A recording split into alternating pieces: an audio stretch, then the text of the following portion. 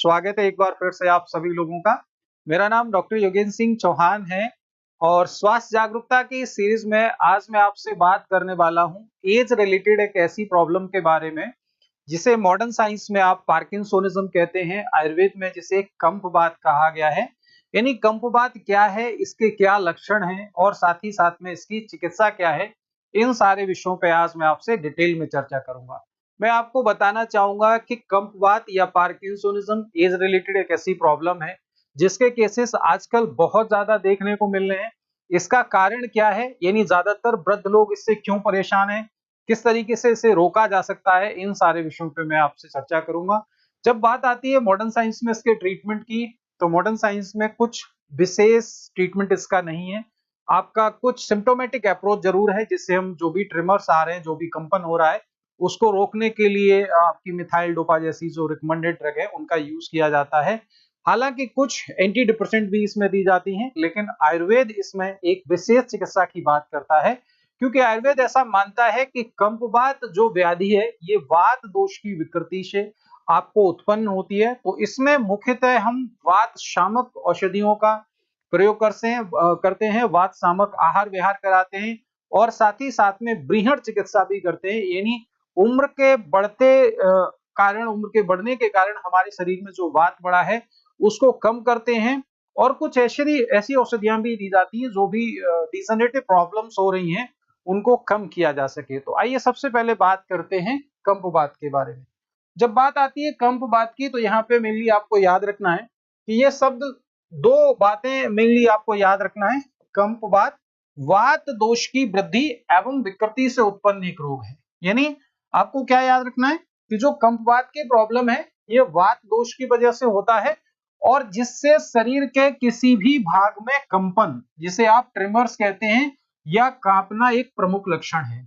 यानी अगर आप देखेंगे कि किसी व्यक्ति के शरीर में जब वात बढ़ेगा, और ये मैं आपको बता दूं कि जो कंपवात की समस्या है ये जनरली ओल्ड एज में देखने को मिलती है, यानी जिन लोगों की उम्र 60-70 साल के आसपास होती है। हालांकि उससे पहले भी ये डिटेक्ट की गई है, कुछ रोगियों में ये अर्ली स्टेज में भी होती है।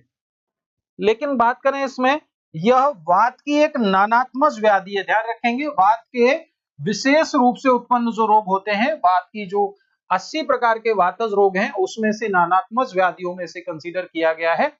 बात करें इसमें आपके कॉजेस क्या हैं, यानी किन कारणों से आपका ये प्रॉब्लम होती है। तो जब पार्किंसंस आप पढ़ते हैं तो मॉडर्न साइंस में कहता है कि कुछ न्यूरोट्रांसमीटर, डोपामिन जैसे कुछ न्यूरोट्रांसमीटर हमारी बॉडी में उनका सेक्रेशन रिड्यूस हो जाने की वजह से ये प्रॉब्लम होती है।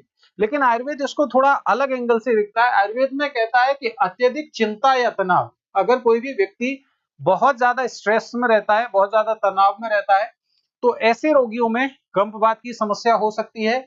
या किसी का जो भोजन है, अनियमित भोजन है, उपवास है या अल्प आहार है। अब मैं आपको ये बताना चाहूंगा कि जो भी ये बातें हो रही हैं, जो भी ये निदान आयुर्वेद बता रहा है कि अगर आप स्ट्रेस में रहते हैं, चिंता में रहते हैं, तनाव में रहते हैं, आप इरेगुलर डाइट है, उपवास करते हैं, अल्प भोजन करते हैं, तो ये सभी कारण आपके किसके हैं? वात दोष की वृद्धि के हैं। अगर अल्प मात्रा में भोजन किया जाएगा, रुक्ष भोजन किया जाएगा, अनियमितता के साथ भोजन किया जाएगा, तो इससे हमारे शरीर में वात बढ़ेगा। और वात बढ़ने की वजह से आगे क्या लिखा है? वृद्धावस्था। देखो, उन्होंने उम्र को भी एक पॉजिटिव एजेंट माना है। आयुर्वेद कहता है कि उम्र बढ़ने के साथ शरीर में वात की वृद्धि होती है। तो वात अगर बढ़ेगा तो पार्किंसोनिज्म, यानी जिसे कंपवात कह रहे हैं, उसके स्वाभाविक रूप से भी आपके शरीर में होने की इसके प्रोबेबिलिटी, उसके ज्यादा चांसेस है। आगे देखेंगे, अत्यधिक परिश्रम, यानी ओवर एक्सर्शन आप करते हैं तो ज्यादा मेहनत करने से भी क्या होता है? हमारे शरीर में वात बढ़ता है। तो ये कुछ कारण है। आगे उन्होंने कहा लैक ऑफ स्लीप, अगर आप सही से सोते नहीं है तो सोएंगे नहीं तब भी आपके शरीर में वात की विकृति होगी। आगे लिखेंगे तिक्त, कसाय और रुक्ष भोजन। ध्यान रखेंगे, आजकल लोगों का जो फूड है वो क्या लिख रहे हैं? ड्राई, कोल्ड और स्पाइसी फूड। अगर आपके भोजन में कटु पदार्थ ज्यादा है, तिक्त पदार्थ ज्यादा है, ठंडे पदार्थ ज्यादा है, तो इससे भी क्या होगा? शरीर में वात की विकृति होगी। आगे लिख रहे हैं वातवर्धक आदतें, जैसे ठंडी हवा में रहना, ठंडा पानी पीना और शुष्क भोजन करना। आजकल मैंने देखा है बहुत सारे लोगों के दिमाग में ये बात डाल दी गई है कि आपको घी नहीं खाना है, रोटी चिपड़ के नहीं खानी है। इससे आपका कोलेस्ट्रॉल बढ़ जाएगा, इससे आपको हार्ट इश्यूज हो जाएंगे। अरे भैया, हार्ट इश्यूज होने से पहले ये समस्याएं हो जाएंगी। अगर आप बहुत ज्यादा ड्राई खाना खाते हैं, स्निग्ध भोजन छोड़ दिया है, तो आप बिलीव मानिए कि आपके शरीर में वात विकृति होगी और वात से ही सारे रोग होते हैं। तो आयुर्वेद का सिद्धांत है कि आपका भोजन स्निग्ध होना चाहिए। हालांकि आपकी प्रकृति कैसी है उसके आधार पर भी ये बातें होती हैं, तो इसका डिसीजन आपके वैद्य, आपके चिकित्सक लें तो ज्यादा अच्छा है। लेकिन मैं आपको ये बताना चाहूंगा कि अगर आप रुक्ष आहार लेते हैं, अल्प आहार लेते हैं, अनियमित समय पर आहार करते हैं, तो इससे आपके शरीर में वात विकृत होगा और वात की इस विकृति की वजह से आपको क्या हो सकता है, कंपवात जैसी समस्या हो सकती है। अगर आपको नींद नहीं आ रही है तब भी आपके शरीर में कंपवात जैसी प्रॉब्लम हो सकती है। बात करते हैं इसके सिम्टम्स क्या हैं, यानी लक्षण क्या होंगे। तो आप इसमें देखिए, हाथ पैरों में कपकपी यानी ट्रिमर्स अपीयर होते हैं, साथ ही साथ में सिर का कपना, है ना, सिर में आप देखेंगे सिर हिलता रहेगा पेशेंट का इस तरीके से, और साथ ही साथ में सिवरिंग इन वॉइस, उसकी आवाज में भी कंपन होता है। ये लक्षण आपको कंपवात में पार्किंसोनिज्म के रोगी में देखने को मिलेंगे। अगर बात करें थोड़ा और आगे की, डिफिकल्टी इन फाइन मूवमेंट, कई बार एज रिलेटेड जब ये इश्यू होता है तो लोग अपने चेक को सही से साइन नहीं कर पाते, उनके साइन मैच नहीं करते हैं, क्योंकि जो फाइन एक्टिविटीज हैं लिखने करने वाली, वो उसको प्रॉपर तरीके से नहीं कर पाएंगे। आगे देखेंगे, मसल से स्टिफनेस और वीकनेस, मांसपेशियों में जकड़न और कमजोरी आ जाती है और इसमें पेशेंट को बहुत ज्यादा थकान रहती है। ये सारे लक्षण आपको कंपवात के रोगी में देखने को मिलेंगे। थोड़ा और आगे की बात करते हैं, इसमें अगर मॉडर्न से आप रिलेट करेंगे तो एसेंशियल ट्रिमर्स हैं, पार्किंसोनिज्म है या एज रिलेटेड ट्रिमर्स हैं, ये सारे शब्द ऐसे हैं जो आपको कंपवात से रिलेट किए जा सकते हैं। लेकिन मैं आपको, जैसा मैंने अभी बताया कि आयुर्वेद में इसके निदान की बात बहुत अलग तरीके से की गई है और जो धीमे धीमे रिसर्च हो रही है वो साइंटिफिकली इस बात को प्रूव कर रही है कि आयुर्वेद के आचार्यों ने जो निदान लिखे हैं वो आज के समय में, आज के परिप्रेक्ष्य में धीमे धीमे सही साबित होते जा रहे हैं। थोड़ा और आगे की बात करते हैं कि आयुर्वेदिक ट्रीटमेंट क्या है। यानी आपने कहा कि कंपवात, आपने जान लिया कि इसके लक्षण क्या है, किन कारणों से हो रहा है, तो इसका आयुर्वेदिक चिकित्सा भी यही है कि जो इसके निदान है उसको क्या करना है, आपको परिवर्जन करना है। किसी भी चिकित्सा का निदान परिवर्जन प्रथम, किसी भी व्याधि की जो प्रथम चिकित्सा है वो निदान का परिवर्जन। अगर निदान का सेवन आप करते रहेंगे, निदान को कंटिन्यू रखेंगे तो आपकी व्याधि कभी ठीक नहीं होगी। क्या कह रहे हैं आचार्य, इसमें लिख रहे हैं वार्म, ऑयली और नर्सिंग फूड।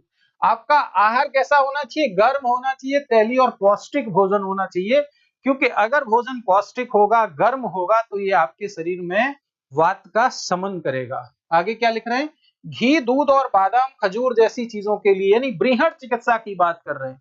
वात शामक औषधि यानी वात शामक चिकित्सा के साथ बृहद चिकित्सा करनी है, क्योंकि उम्र बढ़ने के साथ हमारे शरीर में डिजनरेशन जैसी प्रोसेस फास्ट हो जाती है।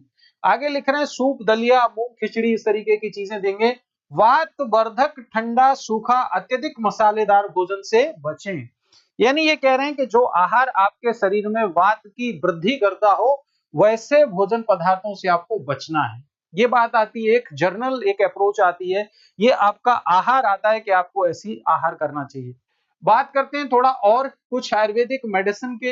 ये जो मेडिसिन है under the supervision of Ayurvedic वैद्य के कंसिडरेशन में ही आपको लेनी है, लेकिन फिर भी मैं कुछ द्रव्य यहाँ बताऊंगा, कुछ आयुर्वेदिक औषधियां बताऊंगा।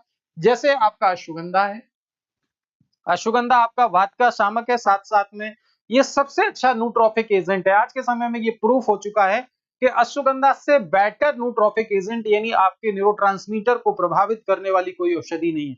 ये आपको बृहद करता है, यानी आपको नरिशमेंट प्रोवाइड करता है, आपकी स्लीप क्वालिटी को बढ़ाता है, आपकी थॉट प्रोसेस को रिलैक्स करता है, यानी एंजाइटी को ओवरकम कराता है। तो उन चीजों में ये आपके लिए एक अच्छा स्ट्रेस बस्टर की तरह भी काम करता है। आगे आप देखेंगे, बला है, शतावरी है, दशमूल है, ब्राह्मी है, कपिकक्षु है, योगराज है और अश्वगंधा रिस है।